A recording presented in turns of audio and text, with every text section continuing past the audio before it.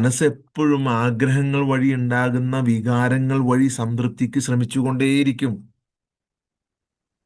അങ്ങനെ ശ്രമിച്ചുകൊണ്ടിരിക്കുമ്പോൾ സ്വാഭാവികമായി ഒരു കാരണവും വേണ്ടാതെ, ഒരു സ്റ്റേറ്റ് പാർട്ടി സപ്പോർട്ടും വേണ്ടാതെ നിങ്ങൾക്ക് ലഭിക്കേണ്ട സന്തോഷം, സമാധാനത്തിന്റെ ഒഴുക്കിനെ അത് തടസ്സപ്പെടുത്തും.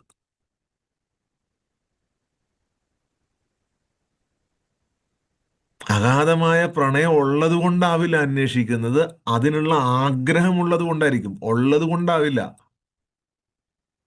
അവിടെയും മനസ്സിനൊരു ആഗ്രഹമുണ്ട്. പക്ഷേ ഞാൻ പറഞ്ഞു, സത്യത്തിലേക്ക് മാത്രമുള്ള ആഗ്രഹത്തിന് തടസ്സം നിൽക്കാൻ ആർക്കും കഴിയില്ല. അതിനിടയിൽ ഒരു മറയില്ല. ഈ മനസ്സ് ആഗ്രഹങ്ങൾ വഴി ഉണ്ടാക്കുന്ന സംതൃപ്തി, വികാരം, അതിന് പോസിറ്റീവായ അല്ലെങ്കിൽ നെഗറ്റീവായ വികാരങ്ങൾക്ക് വേണ്ടിയിട്ട് ഇത് ശ്രമിക്കുമ്പോൾ,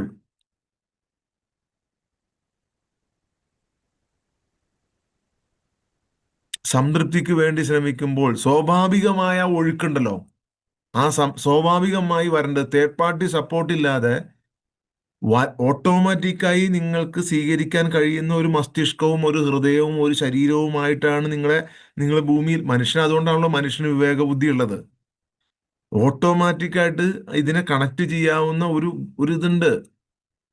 അതിന് നിങ്ങൾക്ക് ആവശ്യം ഒരു ചാനൽ മാത്രമാണ്.